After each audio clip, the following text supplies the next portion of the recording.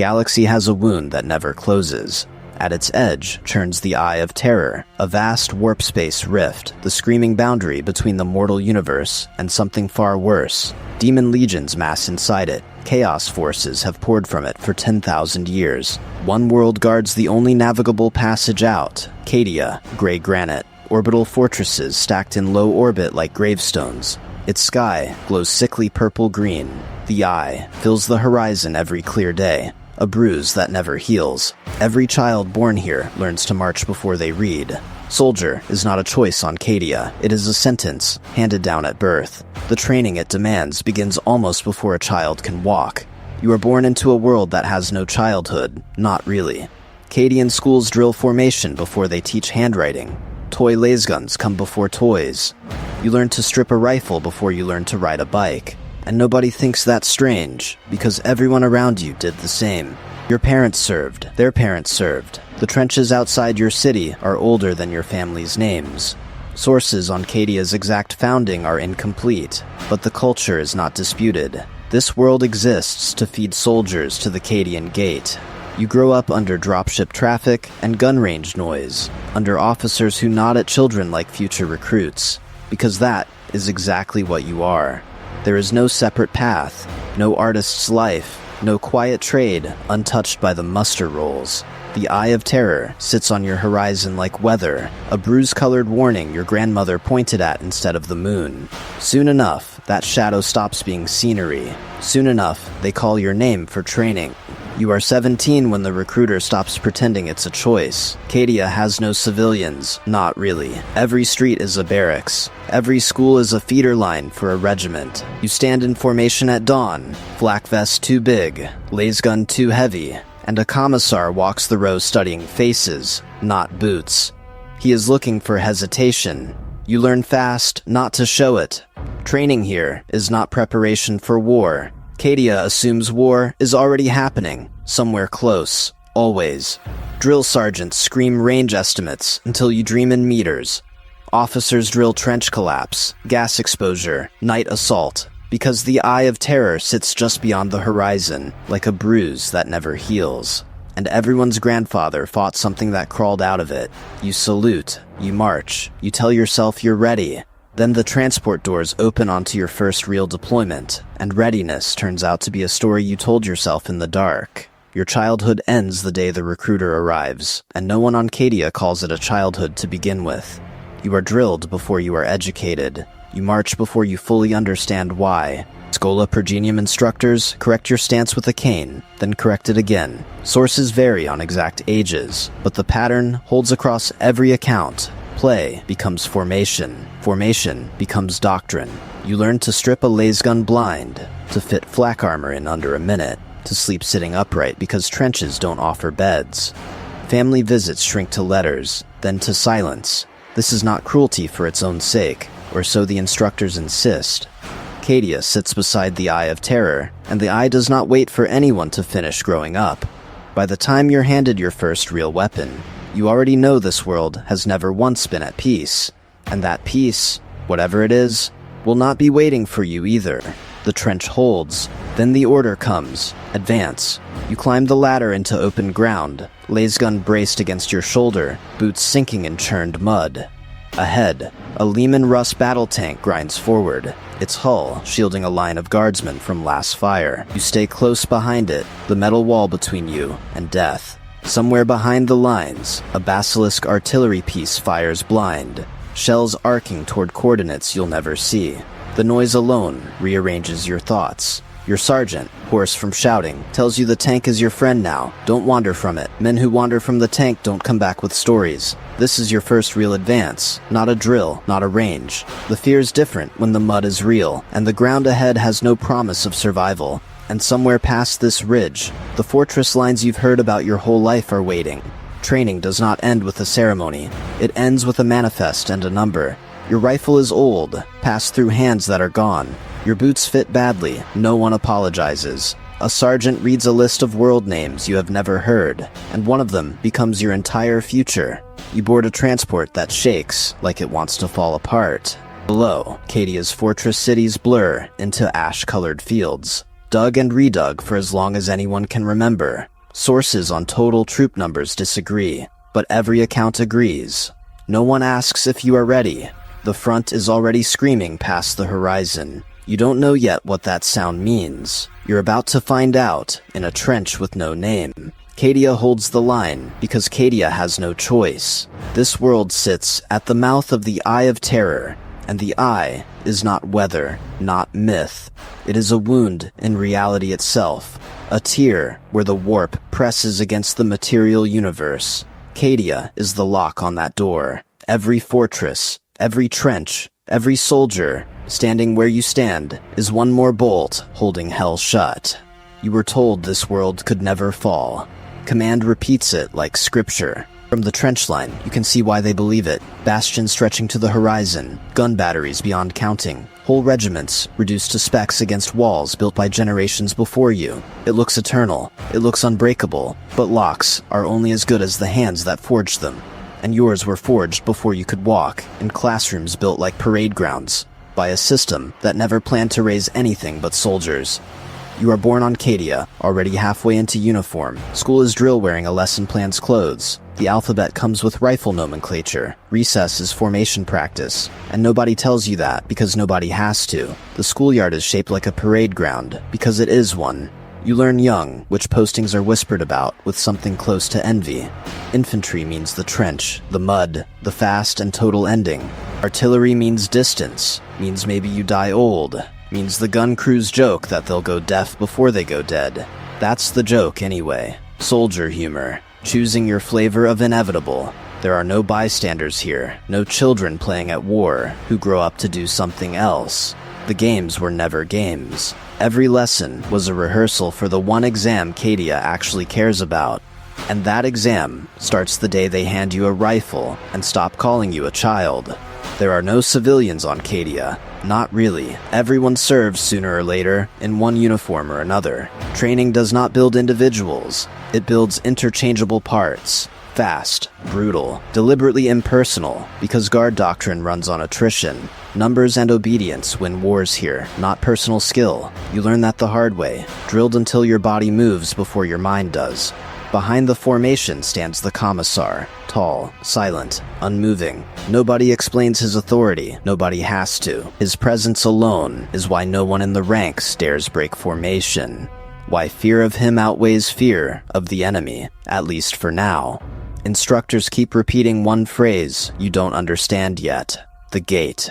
You're told you're training for the gate. No context, no explanation, just the word, repeated like a countdown. You file it away, uneasy, and keep marching, because questions are not part of the curriculum. Soon enough, theory ends, and the real war begins. The transport rolls out before dawn. Engines low, fog thick enough to swallow the horizon. Nothing happens. An hour passes, then another. Boredom becomes its own weapon, wearing down the nerves drill instructors spent months building.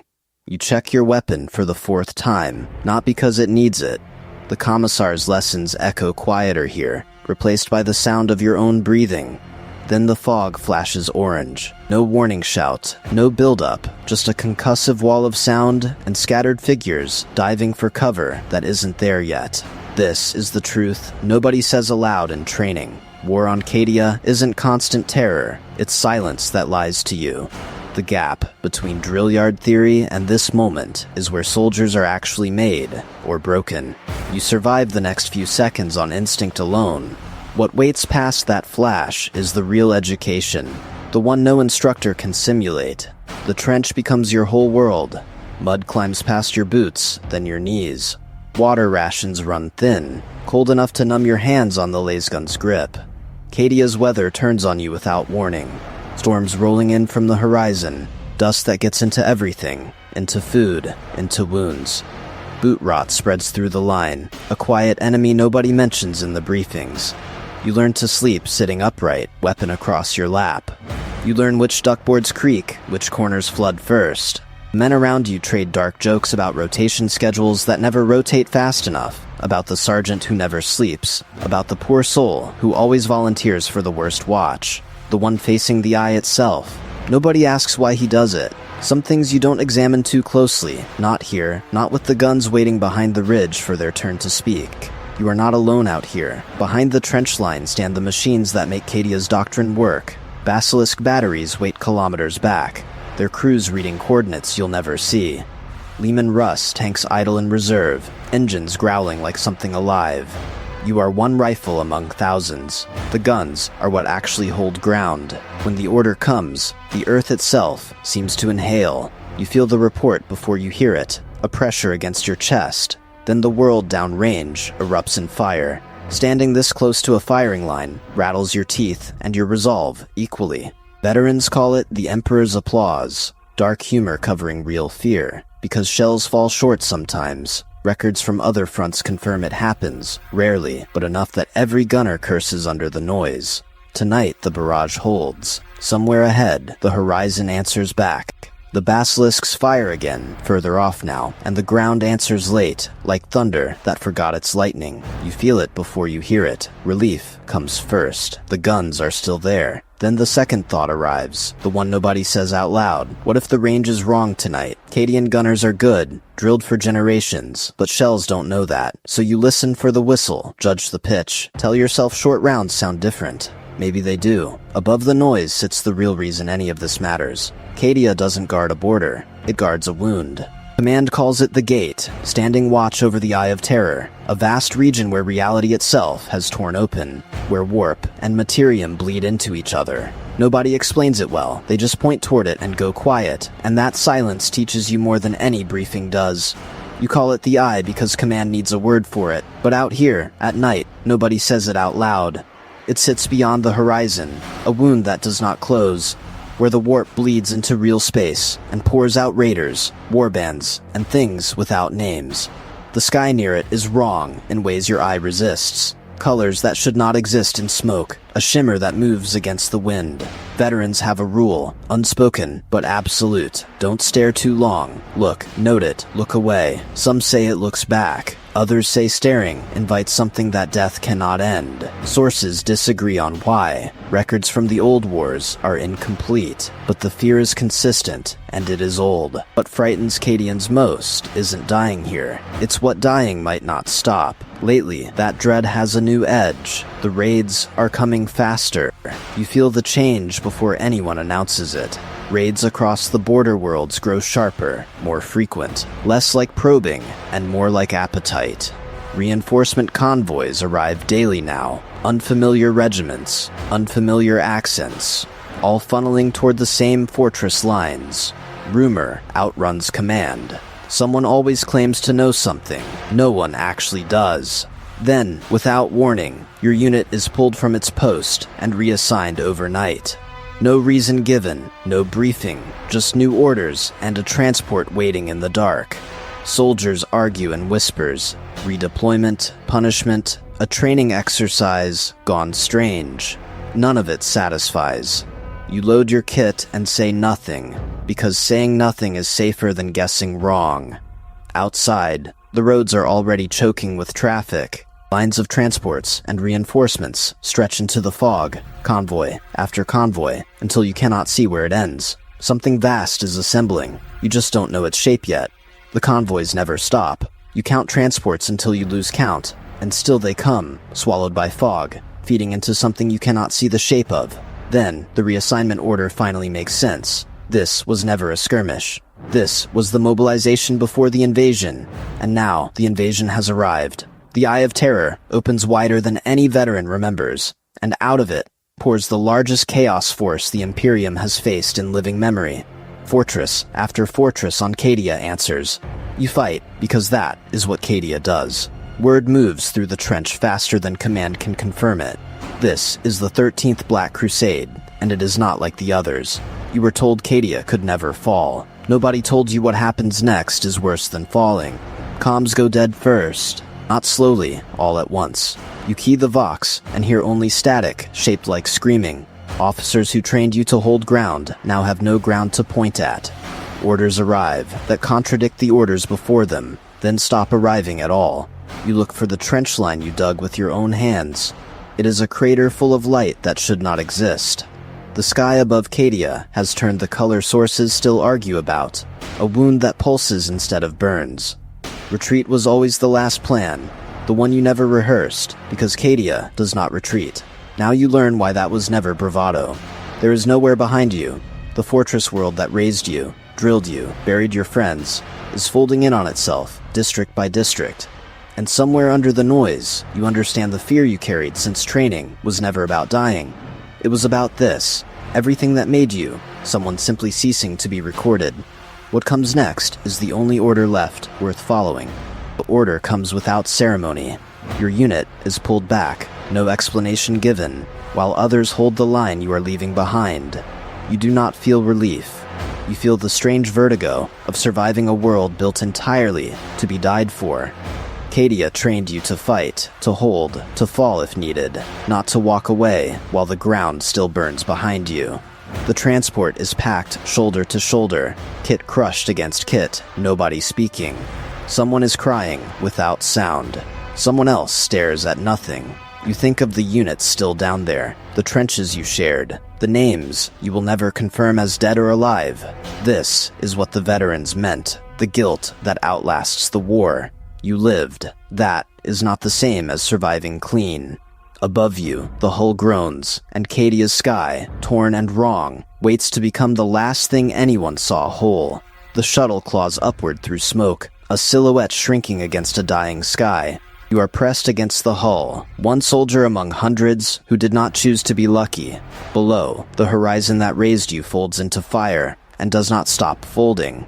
There is no order that explains this. There is only the fact of leaving. Cadia does not survive the 13th Black Crusade. Sources describe a fortress world, broken beyond recovery, its defenses overwhelmed, its name entered into imperial record as lost. What that means for you is simpler and heavier. Every drill, every trench, every dead friend was spent defending ground that no longer exists. Survivors scatter across the Imperium, regiments without a homeworld to report to, still carrying Cadia's discipline into wars that have nothing to do with Cadia. You keep marching because marching is the only skill grief left you. The gate is gone. The war is not. You sit by a fire that isn't Cadian fire, on soil that isn't Cadian soil, and someone next to you jokes that you're the best equipped homeless man in the galaxy. Nobody laughs loud. Everybody laughs anyway. That's the joke that survives artillery, plague, and exile. Gallows humor, standard issue, no expiration date. You still fold your bedroll the regulation way. You still check your weapon before you check your wounds. Discipline is the only homeworld left that no invading force can burn. The other soldiers around you are strangers from different companies, different postings. Some you never met before the fall. But the drill is the same drill, and that makes them kin. Duty, you learn, was never about the dirt. It was about the person breathing next to you. But Cadia's fall wasn't just your ending. It tore something open behind it, a wound in reality itself, wider and stranger than any war you trained for. Cadia is gone, but the wound it left is not confined to one dead world. The Eye of Terror has burst wider, spilling the warp itself across a swath of the galaxy men once called safe. Sources disagree on how far the rift now runs, but no serving officer pretends it can be closed. You stand at the edge of a new front, terrain unfamiliar, sky the wrong color, and look back toward a horizon where home used to be. There's nothing there now, not even ruins you'd recognize. The war you trained for was defense. This war is something stranger. Retreat, containment, survival without a fortress world behind you. The maps you memorized as a boy are worthless. What isn't worthless is the discipline they beat into you, because that travels. It's the only thing that made the journey out of Cadia alive. You carry no name into the histories. No statue rises for you on Cadia, because Cadia is gone, and no world remembers a face in the smoke.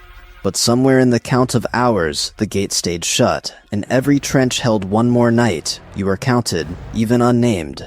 Command staff planned the defense. Titans and battle tanks broke the largest assaults. But it was riflemen like you, ordinary and replaceable, who filled the gap between the plan and the reality, who stood watch when the report said the line should have already broken. Historians will argue numbers, formations, turning points. They will rarely agree on details. Records from that final crusade are fragmentary, contested, some destroyed with the world itself. What isn't disputed is simpler. You were never the hero of this story. You were the reason the line held as long as it did. That's the only monument you get, and for a Cadian, it was always enough.